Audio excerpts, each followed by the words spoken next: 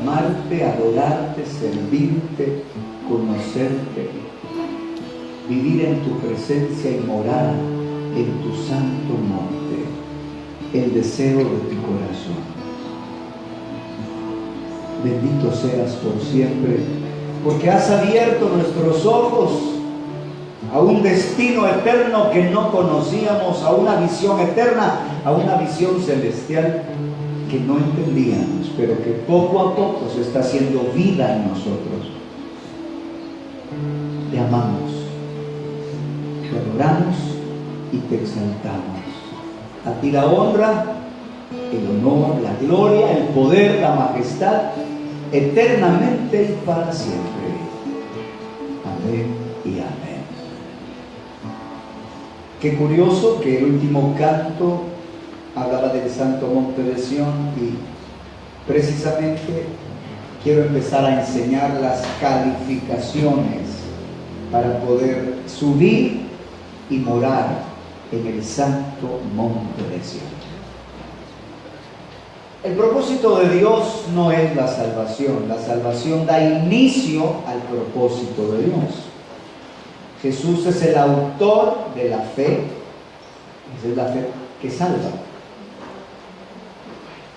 Pero es el consumador de la fe, que es la fe que necesitamos para alcanzar la medida del varón perfecto, la estatura de la plenitud de Cristo. Y aquellos que alcancen madurez estarán en el santo monte de Sión, será su morada.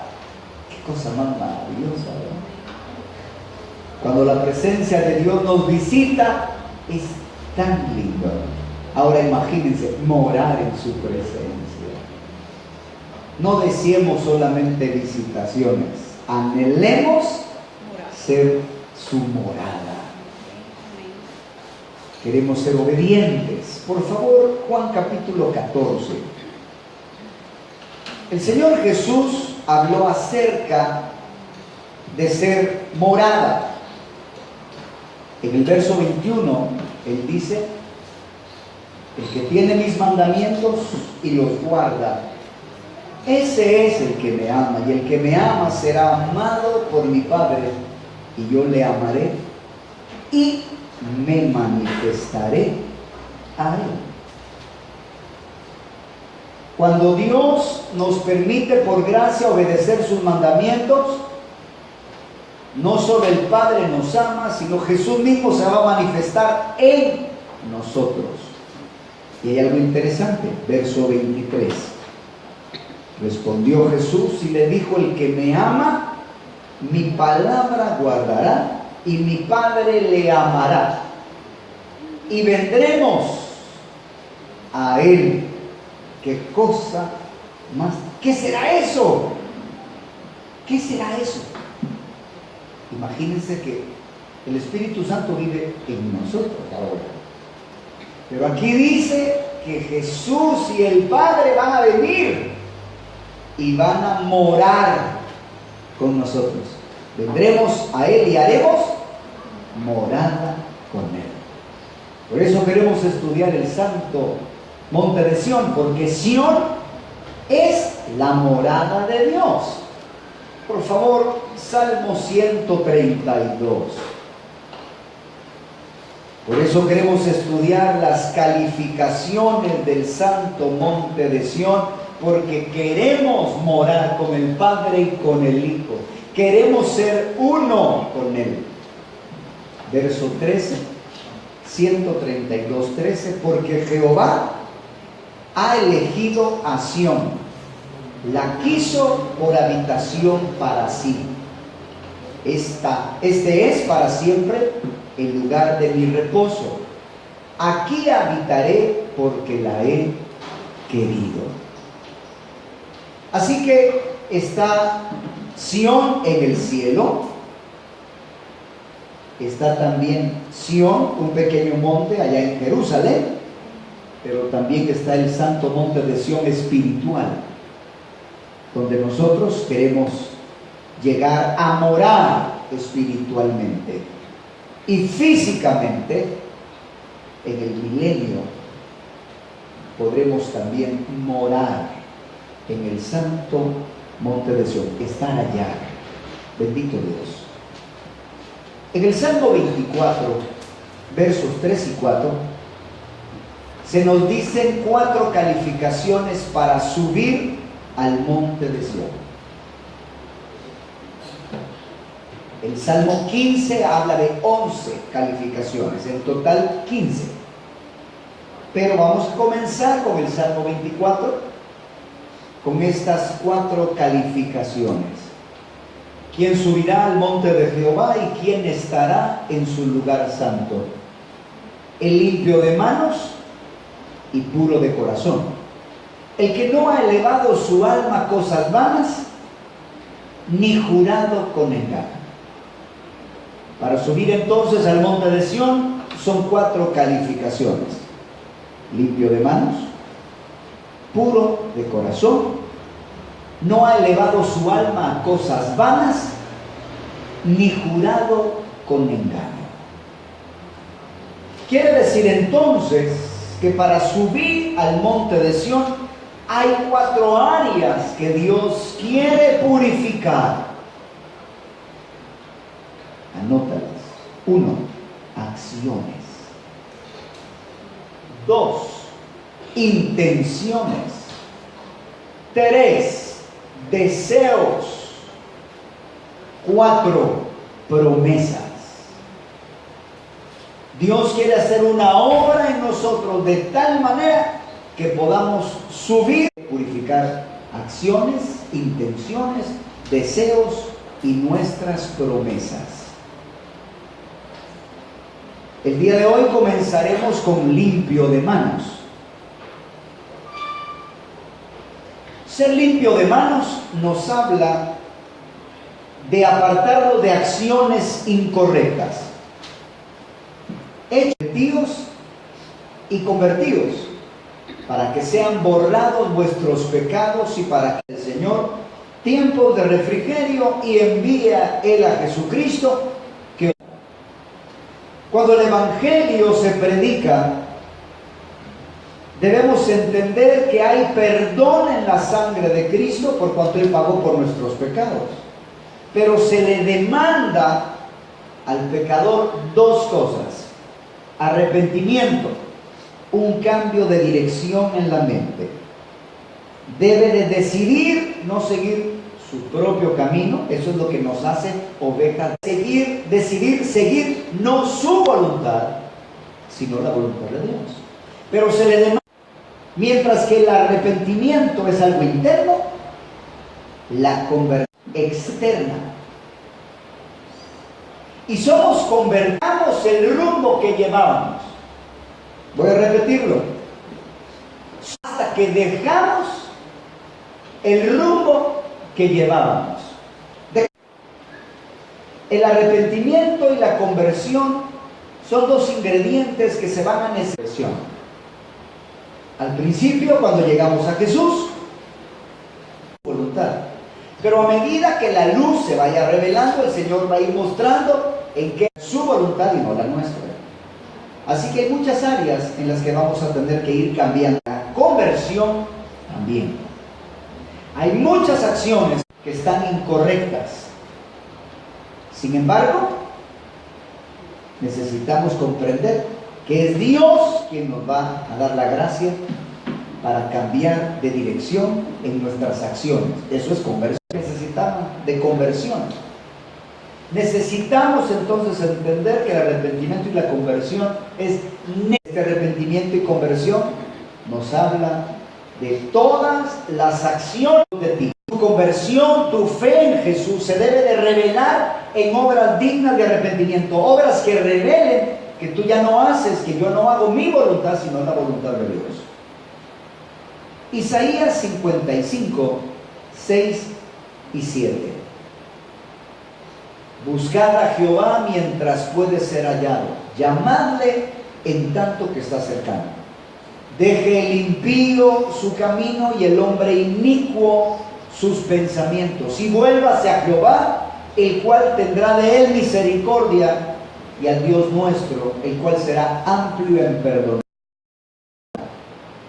Se le dice al impío, vuélvete a Jehová. Quisiera mencionar que cuando Ezequiel e Isaías hablan de impío, está hablando de personas que se han alejado de Dios, pueblo de Dios. Sí, sí se entiende eso, ¿verdad? Y les dice, vuélvanse a Jehová, dejen sus malos pensamientos, dejen sus malos caminos. Así que somos llamados a dejar todo mal camino.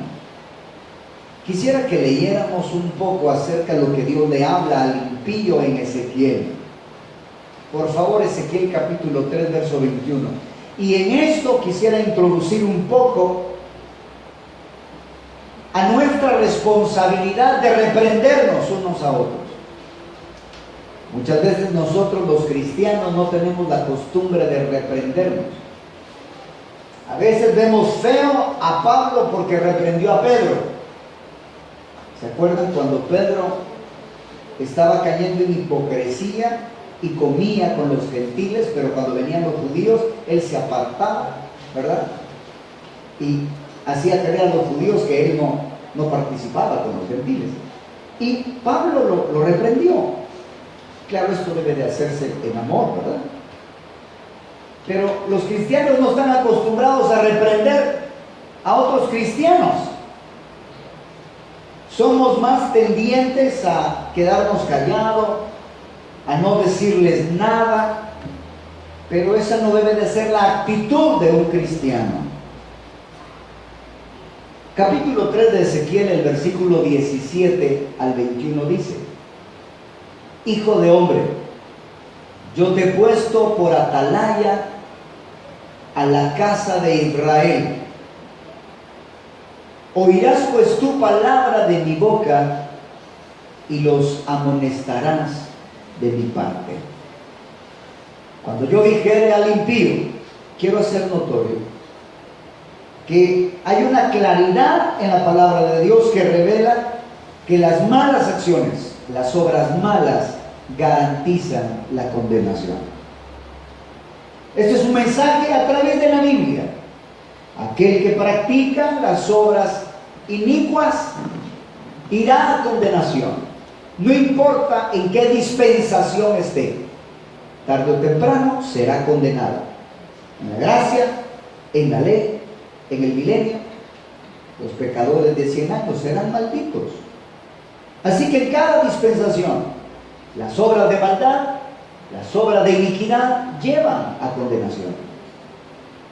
Entonces dice el verso 18: Cuando yo dijere al impío, de cierto morirás, y tú no le amonestares ni les hablares, para que el impío sea percibido de su mal camino a fin de que viva. El impío morirá por su maldad, pero su sangre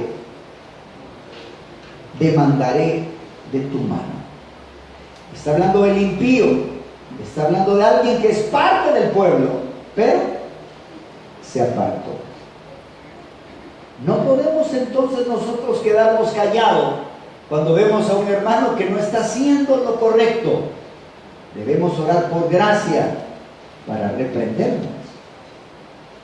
Verso 19: Pero si tú amonestares al impío y no se convirtiere de su impiedad y de su mal camino, él morirá por su maldad, pero tú habrás librado tu alma.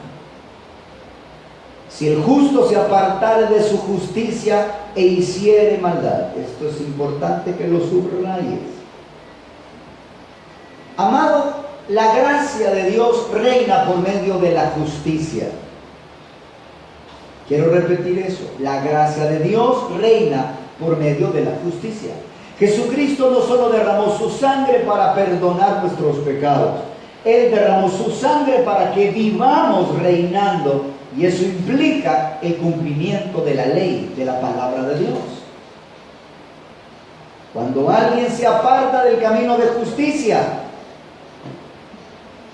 todas sus justicias no vendrán en memoria. La persona que practica el pecado y muere en esa condición será juzgada.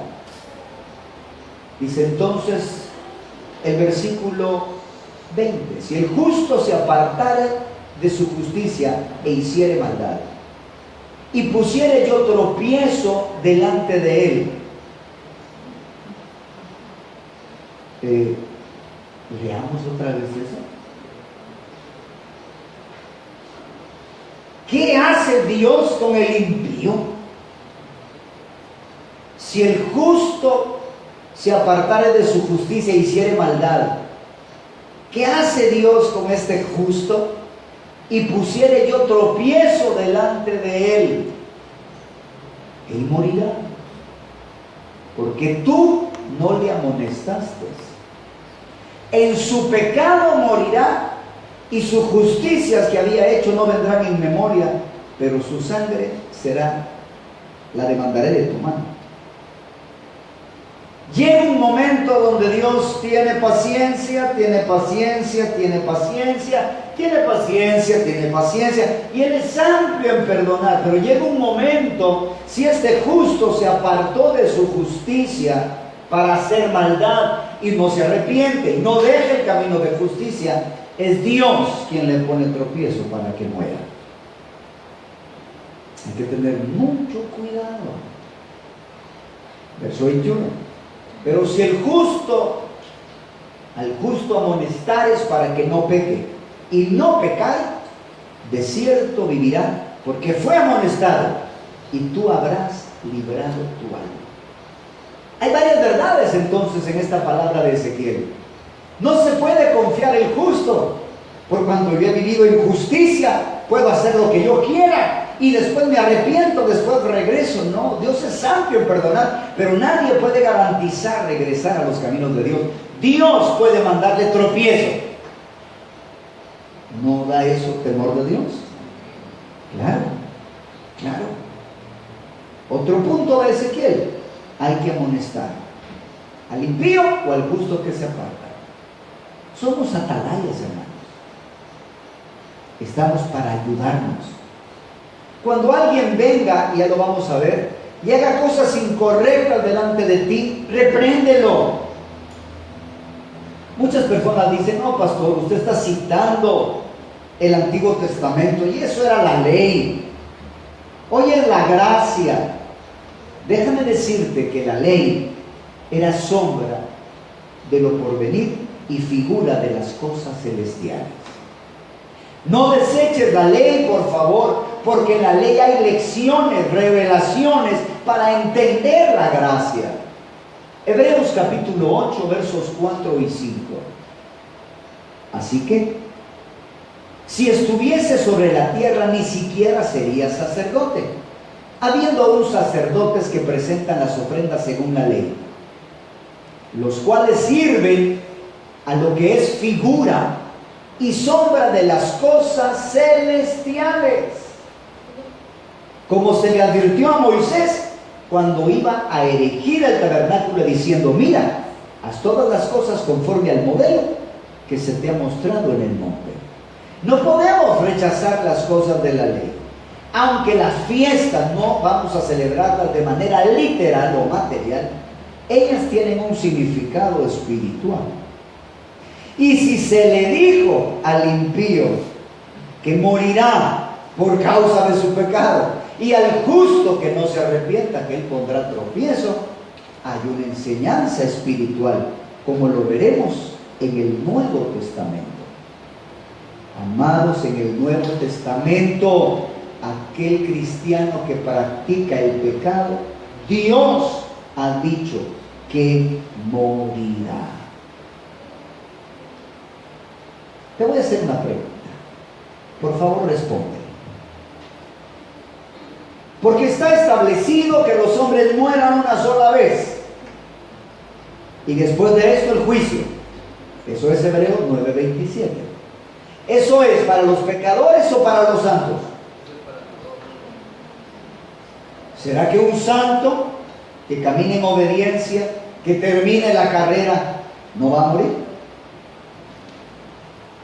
Todos vamos a morir. Los únicos que no van a morir son el hijo varón, ¿verdad? Como Enoc y Elías. Ellos no van a pasar por muerte. Un grupo selecto que será raptado antes de la gran tribulación. Pero todos los hombres, amados, vamos a morir. Caminemos en santidad o no. Con ese entendimiento, leamos Romanos 8, 13 y 14. Porque si vives conforme a la carne, moriréis. Yo te pregunto, ¿a qué muerte se refiere? Porque si vives conforme a la carne, moriréis. Mas si por el Espíritu hacéis morir las obras de la carne, viviréis. A ver, ¿se refiere materialmente? Pensemos en materialmente. Si yo vivo conforme al Espíritu, viviré siempre materialmente. No, no pega. No pega. ¿De qué está hablando? Está hablando de morir espiritualmente. Escúchame por favor. Un cristiano, aun cuando haya nacido de nuevo, sea salvo, puede morir nuevamente espiritualmente. Y esa es la condenación. Por eso es que la enseñanza y la doctrina de salvos, siempre salvos, no importa lo que hagan, es un error. No existe salvación para nadie que practique el pecado, aun cuando haya confesado a Cristo, aun cuando haya sido acepto por el Señor. Voy a dar una declaración un poco fuerte. Alguien puede ser acepto hoy y no ser acepto mañana. Voy a repetirlo. Alguien puede ser acepto hoy y no ser acepto mañana. Somos aceptos en el amado. Cuando llegamos a Jesucristo, Él perdona nuestros pecados y somos aceptos en Él. Sí, pero si no nos apartamos de las tinieblas, Él nos puede decir, no te conozco. Si no nos apartamos de hacer obras de maldad, Él nos puede decir, no te conozco, apártate de mí, como ya lo veremos. ¿Sí? Así que Romanos 8, 13 y 14 es, si vives conforme a la carne, moriréis. Está hablando de decirle, morirás. ¿En dónde? ¿En dónde? En el Espíritu. Hermanos, es exactamente lo mismo que sucedió en el huerto de Edén. Dios le dijo a Adán y Eva, no comas del árbol de la ciencia del bien y del mal, porque el día que de él comieres ciertamente morirás. ¿A qué se refería Dios? ¿A la muerte física o a la espiritual? No se refería a la muerte física o material. Aunque la muerte material es una consecuencia del pecado, porque el pecado afecta espiritual mi cuerpo. Pero cuando Dios le dijo morirás, Él estaba hablando de la muerte espiritual. Estaba hablando de recibir en su espíritu la naturaleza de Satanás por causa del pecado. Y hoy en día está la misma mentira de Satanás. No moriréis, no moriréis. Y a la gente se le hace creer, tú no vas a morir espiritualmente, salvo siempre es salvo. Es mentira, es un error. Pablo dice, porque si vives conforme a la carne, moriréis. Una persona entonces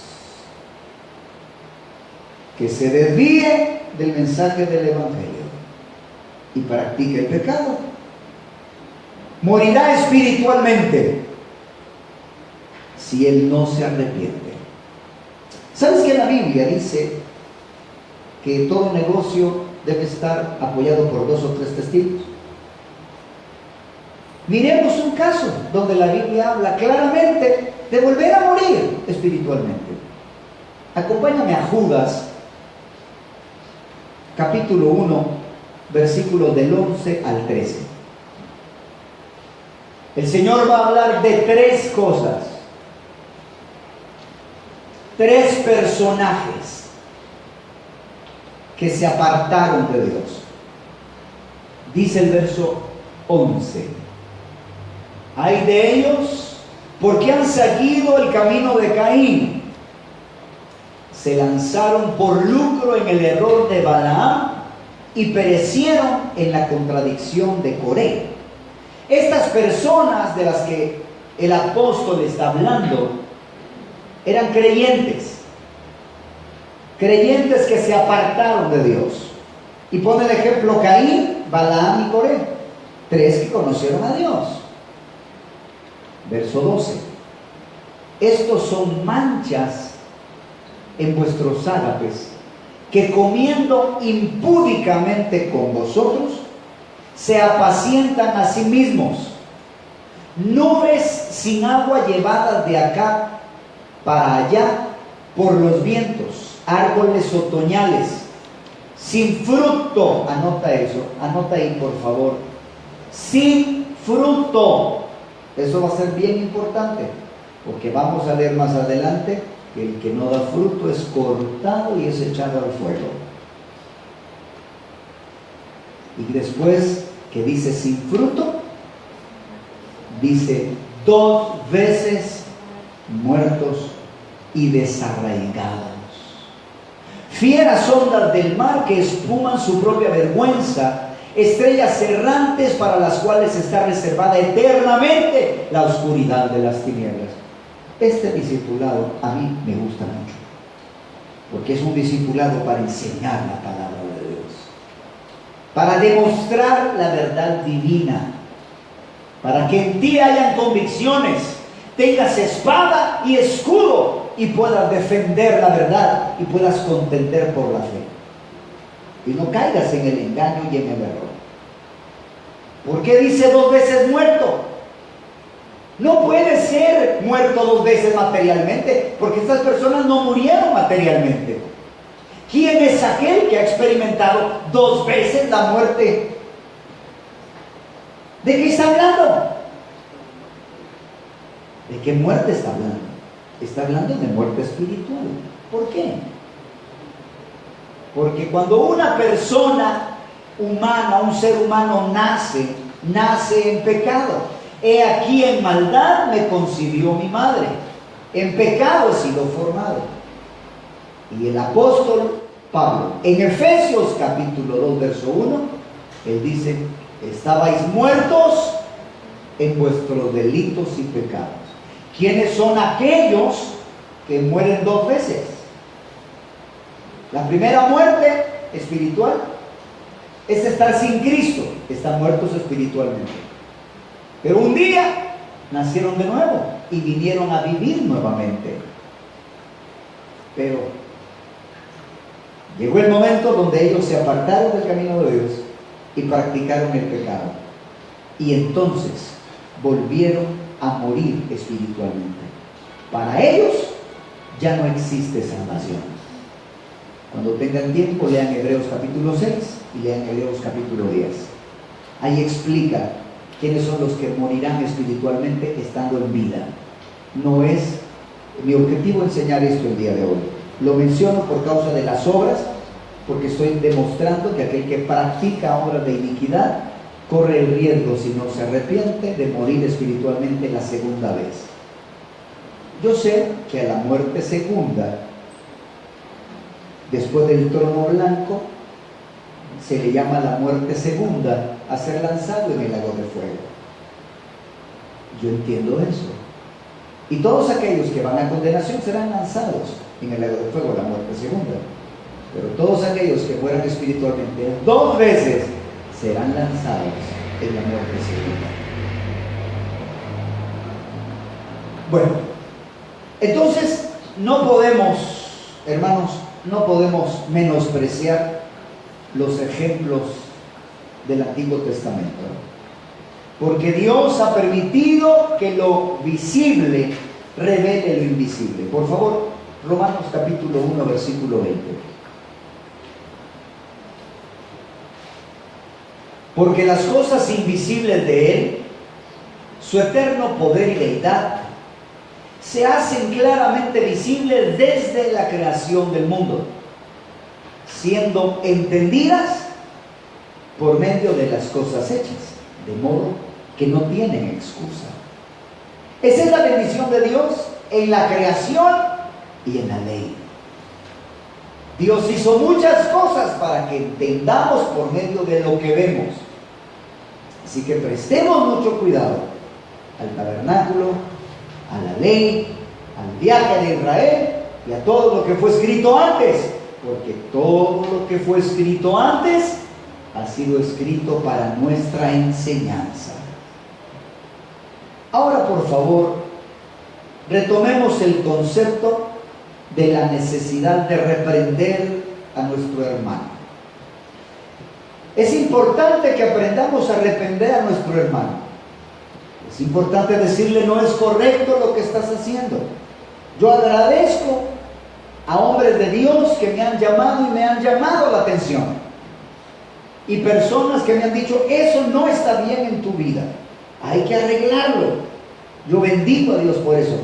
Porque camino de vida son las reprensiones que te instruyen. ¿Qué dice la Biblia acerca de nuestro trato con los demás? Amado, yo te pregunto, ¿crees tú que Dios nos ha mandado a reprender al mundo? ¿Dios nos ha mandado a corregir al mundo? ¿Dios nos ha mandado a reprender al escarnecedor? ¿A corregir al necio? No. Al mundo Dios nos ha mandado a predicarle el Evangelio. Y si se convierten y creen en Jesucristo, nos ha mandado a discipularlo y enseñarle a obedecer. Así que la gran comisión, llevamos la salvación, les enseñamos a que sigan a Jesús y luego les enseñamos a obedecer todos los mandamientos de Dios. Pero al mundo no lo podemos corregir. Así que ten eso en cuenta. Efesios capítulo 5, por favor, versículo 1. Esta es la manera de vivir. Ser, pues, imitadores de Dios como hijos amados. Andad en amor. Como también Cristo nos amó y se entregó a sí mismo por nosotros, ofrenda y sacrificio a Dios en olor fragante. Dios nos ama, ¿sí?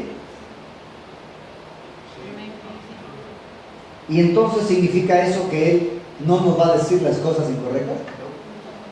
No. De hecho, Dios al que ama, Él castiga y azota a cualquier que recibe como hijo.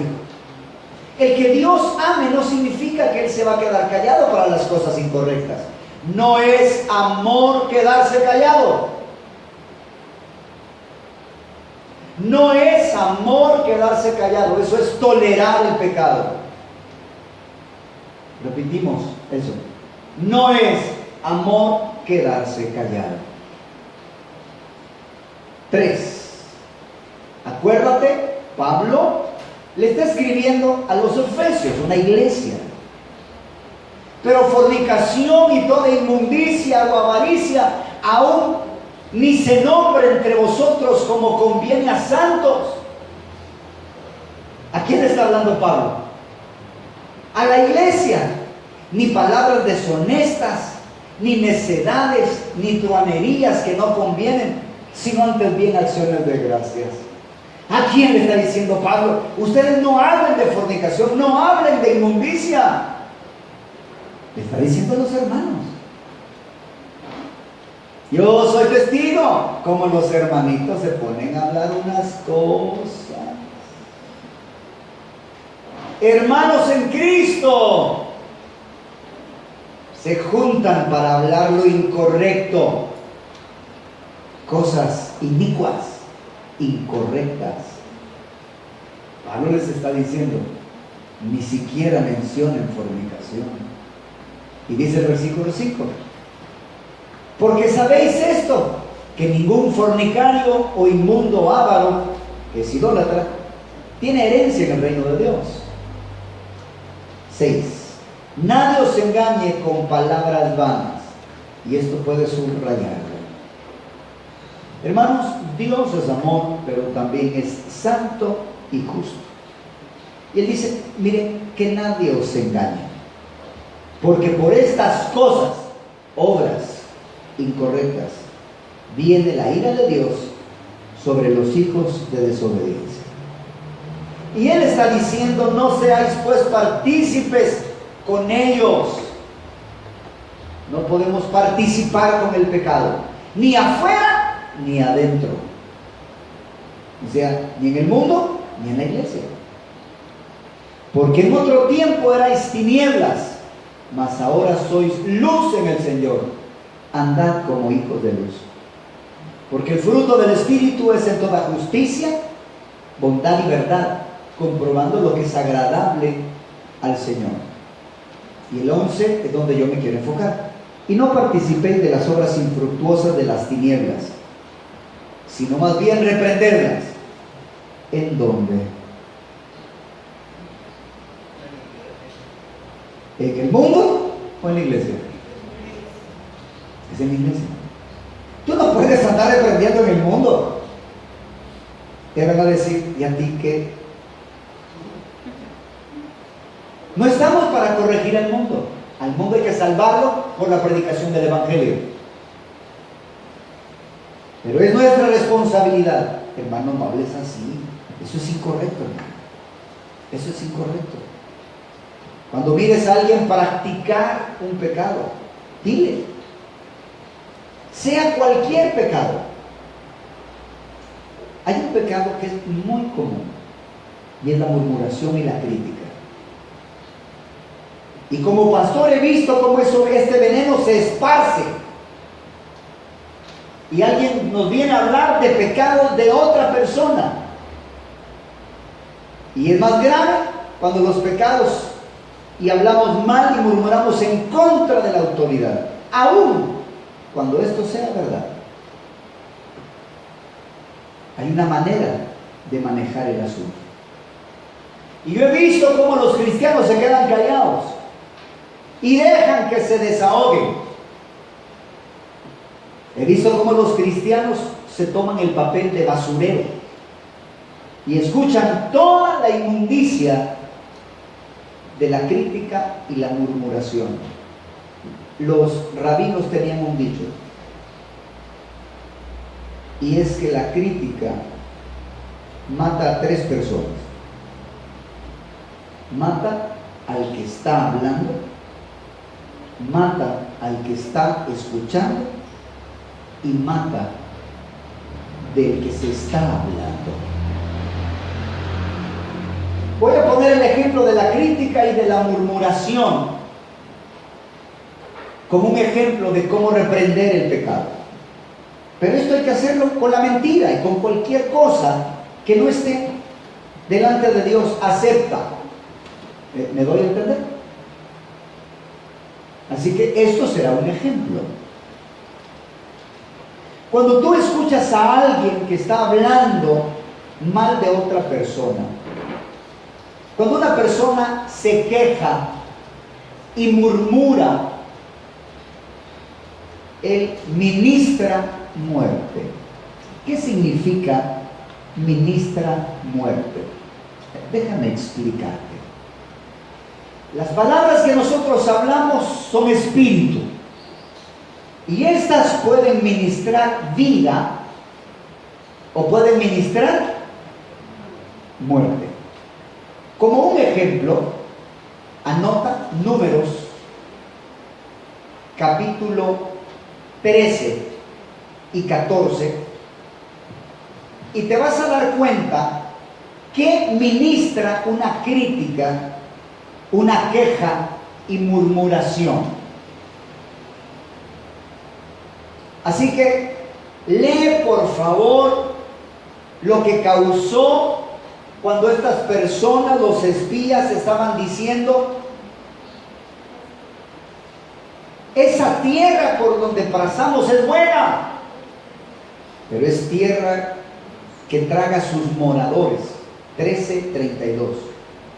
Y el pueblo que vimos parecen gigantes, y nosotros somos como langostas. No vamos a poder subir, no podremos contra ellos. Así empezaron a hablar mal de las promesas y de la tierra que Dios había prometido. Finalmente, este pensamiento de negativismo hizo que ellos, en el capítulo 14, lloraran y se quejaran contra Moisés y dijeran: ojalá muriéramos en la tierra de Egipto, ojalá muriéramos. Y esto hizo que ellos finalmente murieran.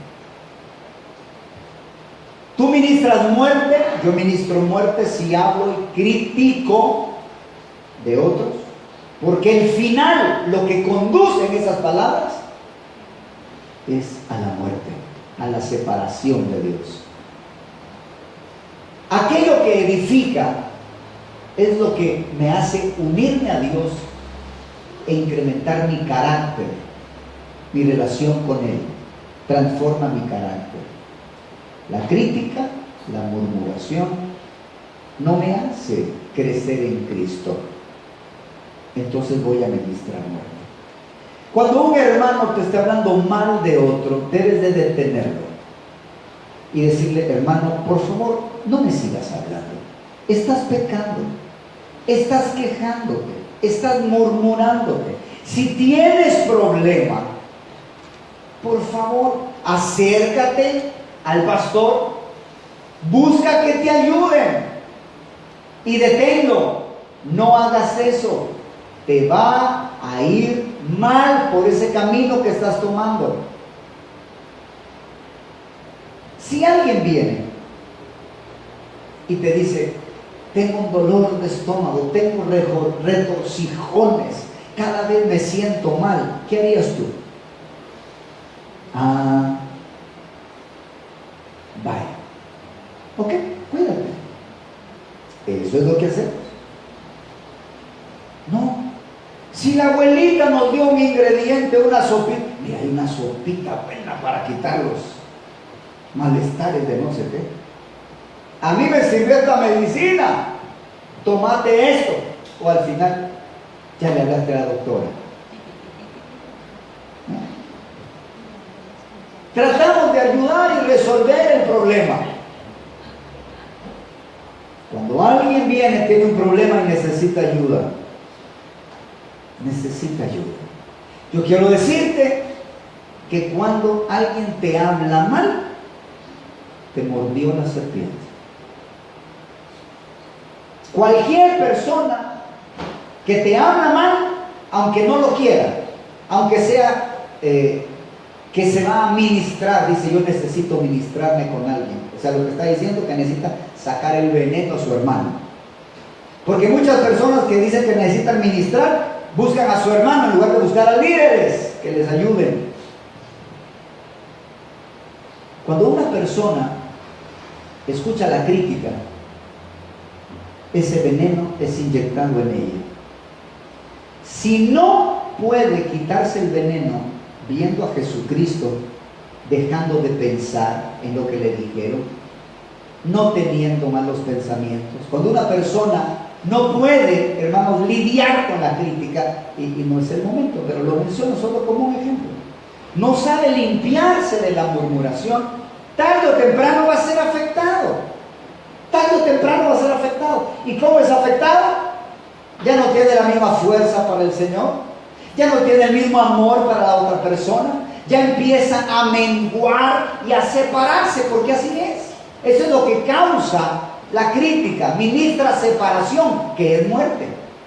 Tarde o temprano se empieza a separar. Claro, yo sé, alguien puede ser mordido por la serpiente y aquel que tiene el antídoto se pone el antídoto y se recupera. Una persona ya entendida, sabia y con gracia puede limpiarse, hermanos, de todo pecado. Si no, ¿cómo harían los pastores para ministrar tanto veneno que reciben? ¿Cómo estarían sanos? Algo tiene que haber de antídoto. Y sí se puede. Así que te ruego, en el nombre de Jesús, la próxima vez que venga alguien a hablarte mal de alguien, si es tu hermano en Cristo, deténlo y dile: hermano, por favor, no me hables mal, estás pecando.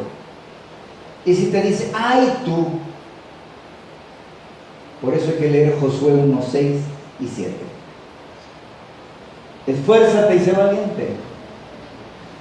Tú repartirás a este pueblo por heredad la tierra la cual juré a tus padres que daría a ellos. Solamente esfuérzate y sé muy valiente. ¿Será que tenía que ser valiente en contra de los enemigos de Jehová? No. Es ser valiente para poder cumplir la palabra en medio del pueblo. Porque hay hermanitos que te van a decir, ay hermano, ya estás queriendo hacer lo que el pastor dijo. Y se va a burlar de ti. Niños, se burlan de otros niños. Ay, sí, está adorando en la iglesia. Hermanos, uno tiene que desarrollar convicciones, porque los mismos hermanos le hablan mal. Pero yo tengo una convicción: debemos entrenar a nuestros hijos a no desviarnos, aun si el diablo mismo nos habla.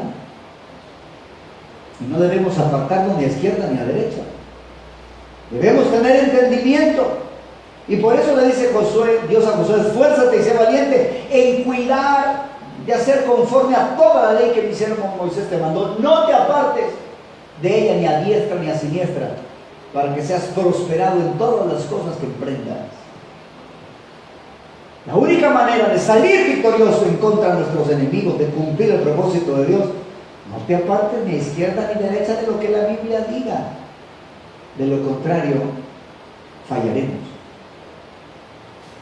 Quisiera que anotes esto para que te des cuenta que no somos mandados a cambiar al mundo. Es Dios quien nos va a cambiar por medio del Evangelio. Pero si no han recibido la palabra, no tendremos mucha autoridad para andarnos tratando de corregir. Proverbios 9:8. No reprendas al escarnecedor para que no te aborrezca.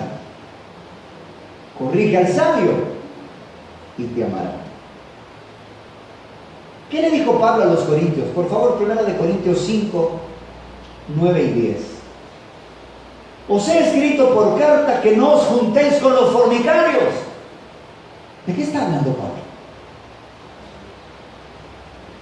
¿De quién está hablando Pablo? Hermano, Pablo le dice a una iglesia: no se junte con los fornicarios. ¿De qué iglesia está hablando Pablo? De la iglesia de Jesucristo.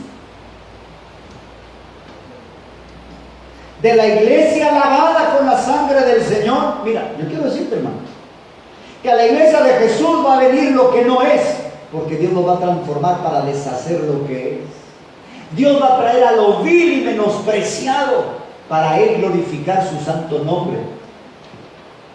Y aquí van a venir personas que van a creer en Jesús y no van a querer dejar sus pecados.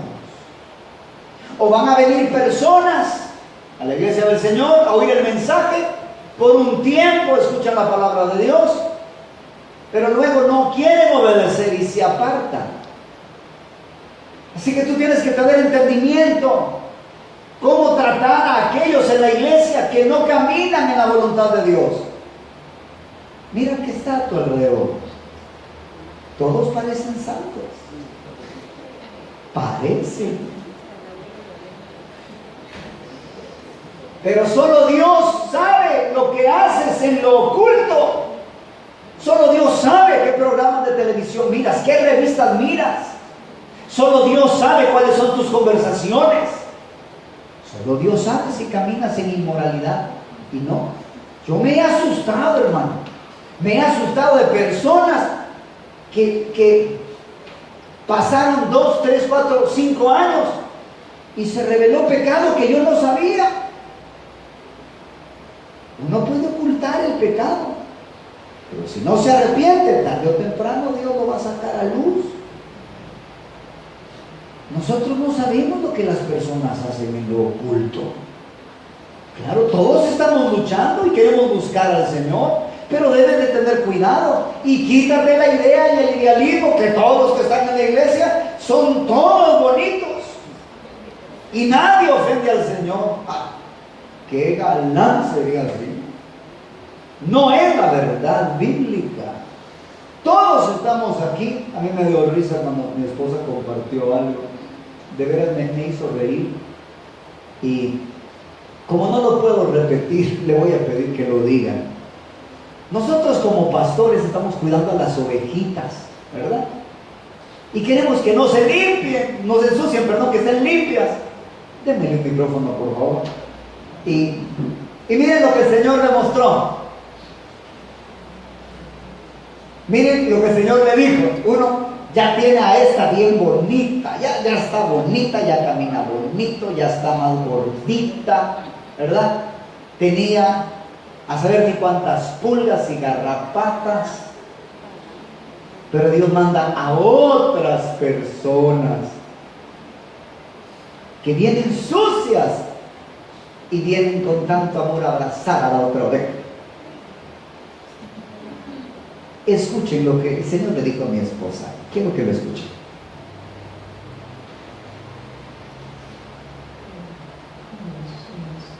El asunto es que yo siempre he creído que Dios te da las cosas y las tienes que cuidar. Entonces yo estaba en ese sentido, quería tener las ovejitas bien bonitas, bien limpias, bien cuidadas.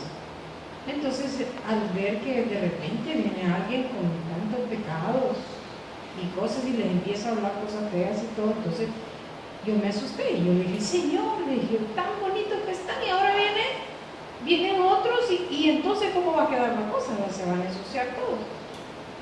Entonces, lo que el Señor me dijo de que, entonces, el Señor me habló y me dijo, voy a tener siempre el cuidado de mandarte gente así. Ya que tengas limpios todos o lo que sea, siempre voy a tener el gran cuidado de ponerte gente así. Que venga así, o sea, que siempre va a haber alguien que va a ensuciar todo. Así que aquí estamos nosotros de pastores cuidando ovejas, ya están lindas y vienen nuevos. Y vienen nuevos. Y traen unas costumbres y unos hábitos, uno dice, Dios mío, a empezar otra vez. Y no solo empezar otra vez, uno mira, ¡hey! El otro está feliz con ese hábito. Y en vez de convertirse el otro, el nuevo, el otro se está alejando. Y es, ay Dios mío, ten misericordia, ay, ayúdanos. Así que nos gozamos que vengan nuevos, pero nos gozamos mucho del Señor. Mucho trabajo, pero así es. Debes de tener entendimiento que el Señor va a traer personas imperfectas a ser perfeccionadas. Y esto no es legalismo, es la Biblia. Es la Biblia. ¿Cómo Dios quiere que tratemos a los cristianos que no quieren dejar la fornicación? Algo más.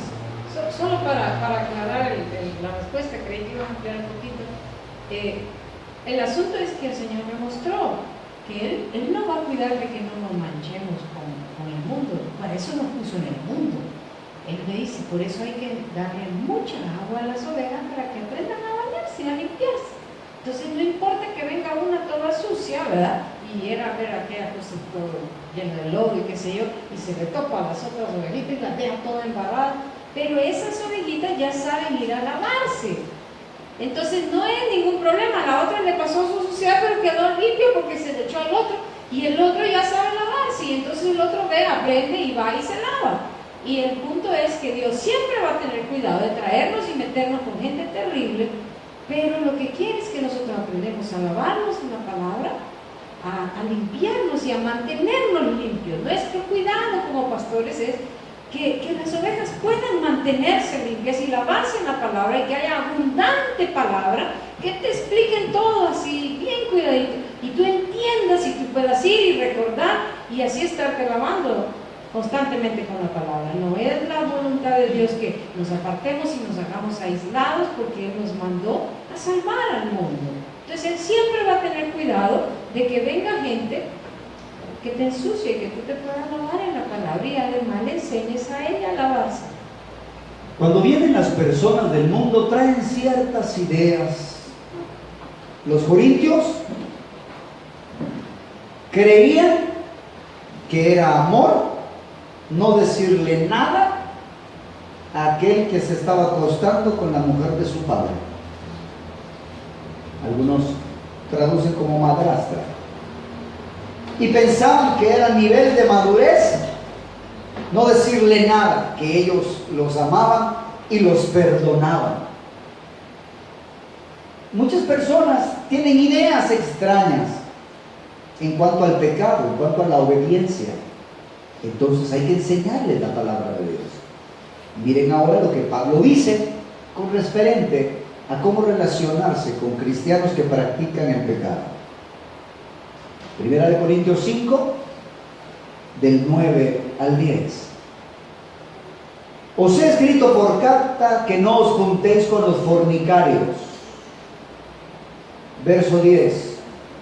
No absolutamente con los fornicarios de este mundo, o con los avaros, o con los ladrones, o con los idólatras.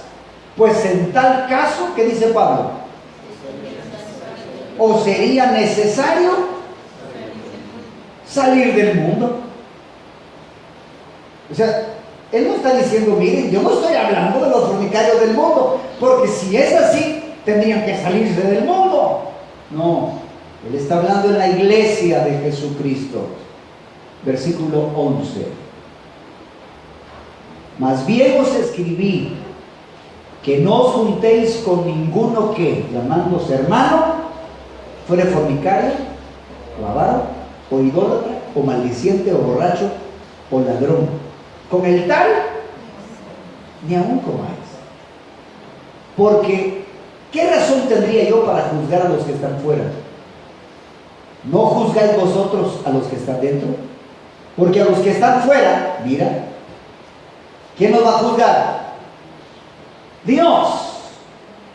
Quitad pues a ese perverso entre vosotros. Quiero que noten esto. ¿Quién debe de juzgar el pecado en la iglesia?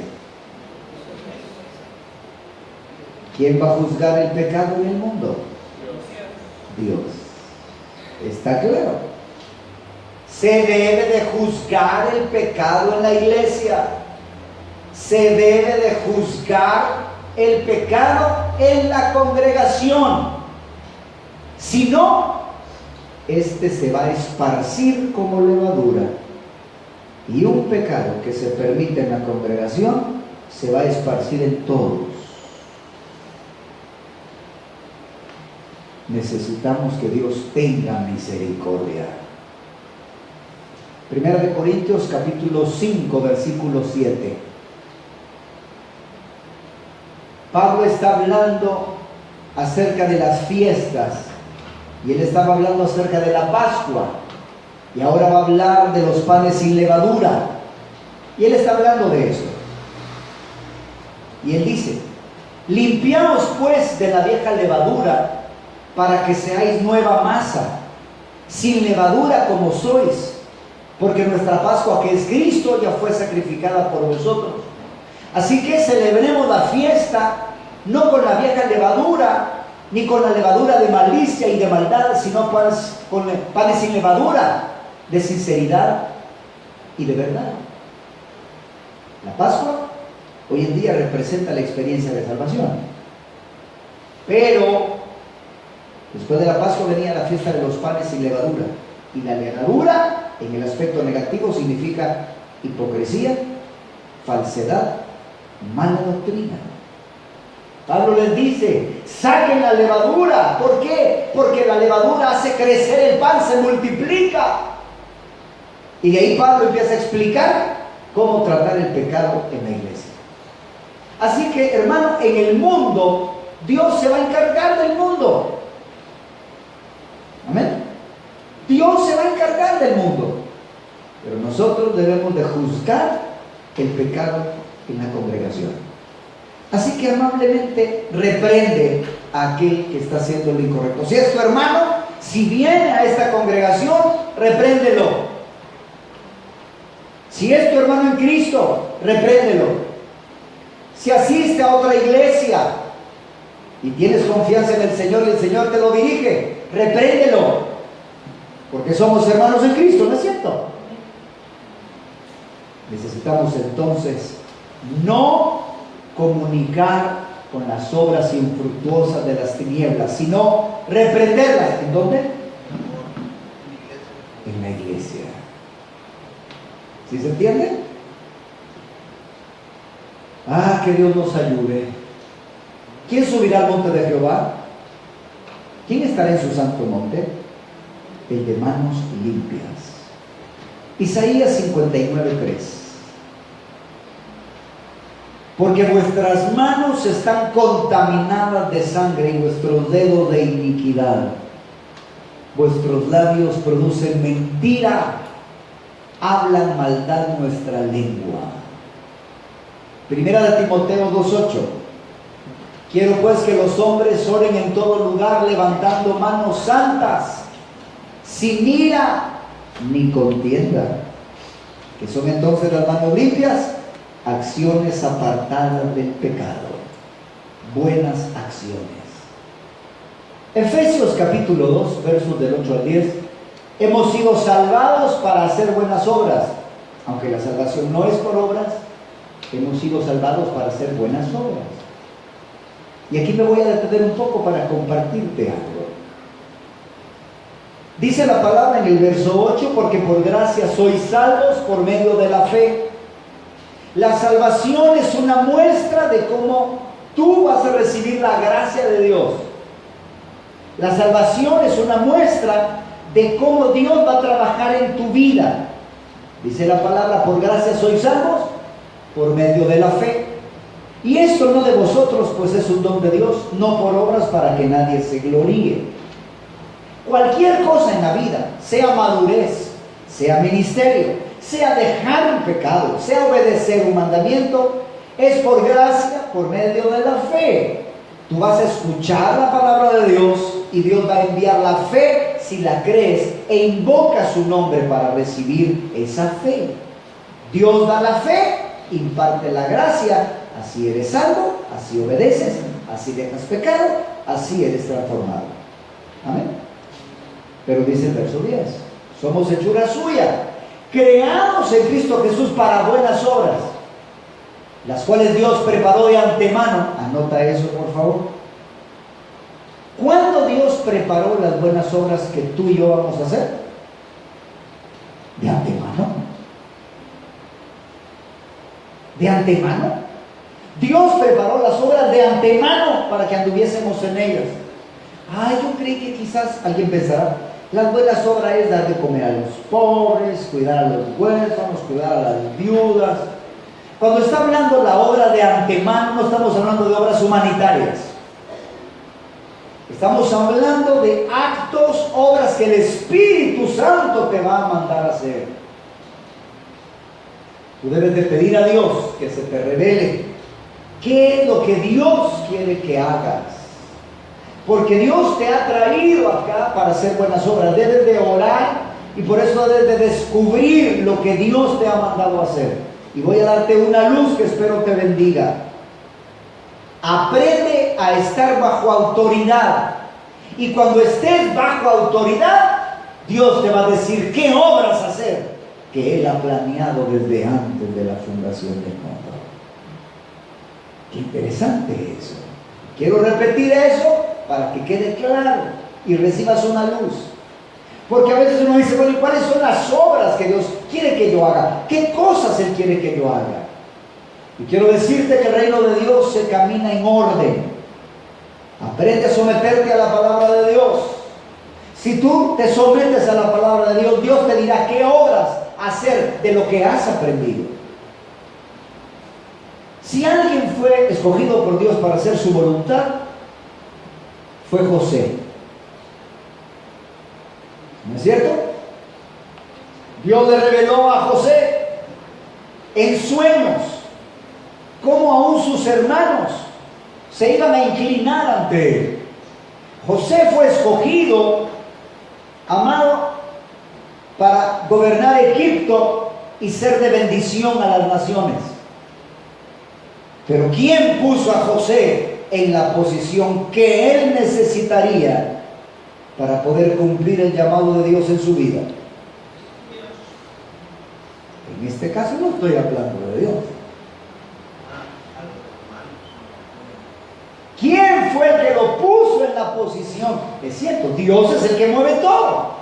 Pero ¿quién fue el que lo puso en la posición para que él cumpliera el llamado de Dios en su vida? Faraón. ¿Fue Faraón? Fue Faraón quien le dio su anillo. Y le dijo, nadie será sobre ti, excepto yo.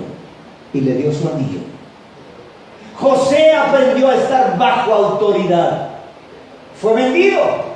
Mucha gente por eso no entiende las obras de Dios, porque están pensando en hacer obras de Dios sin estar bajo autoridad y así se pierden del propósito de Dios. Al igual que José, Pablo y Bernabé, amados, bajo autoridad, fue el Espíritu quien les dijo, escogerme, apartarme, Bernabé y a Saulo. Pero pensemos en José. Pensemos en José. Estás hablando de un hombre impío, hermanos, impío. Porque alguien dirá, al someterme al pastor, a toda autoridad. Tú debes de someterte a las obras que Dios te va a mandar a hacer. Mira, hermano, esto es bien tremendo. Dios salvó mi vida. Ya voy a llegar a mi vida, pero terminemos, José. Porque mucha gente no entiende cuando quiere hacer las obras de Dios. La gente cree que hay que irse de la iglesia, iniciar su propio ministerio. Eso es un error. Tú debes estar siempre bajo autoridad y no tratar de hacer cosas sin estar bajo autoridad. Eso es un error. Yo sé que Dios te ha mandado cosas a hacer, sí, pero Él te las va a mandar a hacer bajo autoridad. Así que viene José. He vendido. Los hermanos trataron de frustrar su sueño. Primero lo querían matar, después lo vendieron. José llega a casa de Potifar, pero Dios estaba ¿con qué? Con José. Yo les pregunto, ¿quién había preparado la cárcel para José? ¿Quién? ¿Quién había preparado que interpretara los sueños? Pero tú miras la vida de José, todo funcionó bajo autoridad. Por eso es que la predicación del Evangelio es enseñar a obedecer. En la gran comisión al recién convertido hay que enseñar y obedecer. Yo no estoy hablando de someternos a las autoridades quebrantando la palabra de Dios. No. Ninguna autoridad, ni espiritual ni material, tiene autoridad para demandar algo fuera de la Biblia o en contra de la Biblia. Si es pecado, tú no estás obligado a obedecer. Si una autoridad te pide que hagas algo en contra de la palabra, tú no debes obedecer, no tienes por qué obedecer, porque la primera fidelidad es a Dios. Pero mira la historia de José, toda su vida fue estar bajo autoridad. ¿Por qué lo vendieron? Hermano, el papá le dijo, ve a ver cómo están allá tus hermanos, y ahí lo agarraron por ser obediente. ¿Lo logras ver? Así que está en la casa de Potifar, ahí lo tratan mal, le hacen creer que él iba a abusar de la esposa de Potifar y era mentira, y lo meten a la cárcel. Quiero que te des cuenta, cada obra que hizo José, en el caso de Potifar, Potifar ya no tuvo que preocuparse nada por hacer. Ahí están las obras de Dios preparadas de antemano.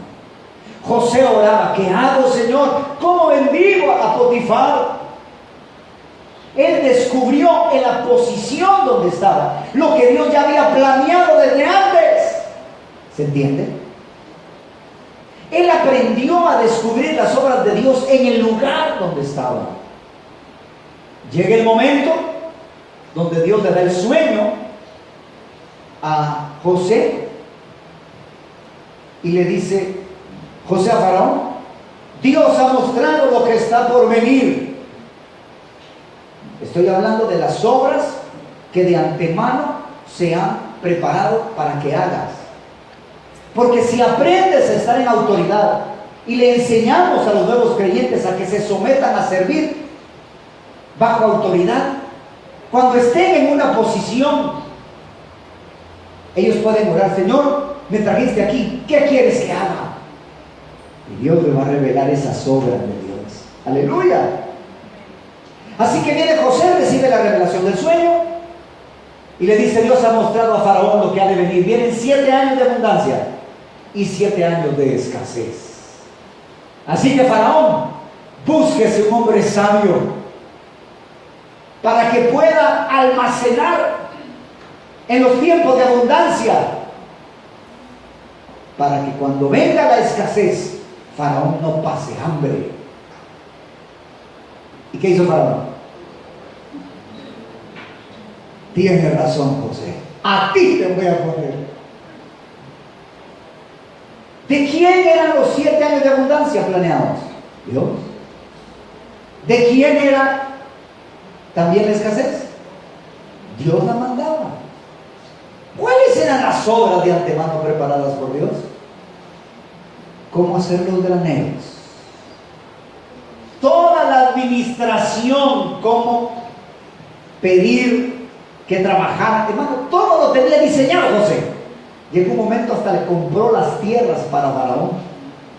Solo las tierras de los sacerdotes, esas no estaban en venta, de Faraón. Pero Faraón se enriqueció. Estoy tratando de decirte que las obras que Dios preparó de antemano van a venir por revelación cuando aprendas a estar bajo autoridad. No te engañes. No trates de hacer cosas separado del cuerpo de Cristo. Somos un cuerpo de Cristo y debemos aprender a caminar juntos. Aleluya. Bueno, bendito sea el santo nombre del Señor. Cuando el Señor nos revele su voluntad, termino con este verso y luego continuamos la próxima semana, porque todavía hay otros puntos que quiero tratar. Cuando Dios te ponga en un lugar, es momento de orar. No para hacer lo que quieres, sino es que Dios te ha llevado y te puso en ese trabajo. Hay que orar: Señor, ¿y qué estoy haciendo aquí? ¿Verdad?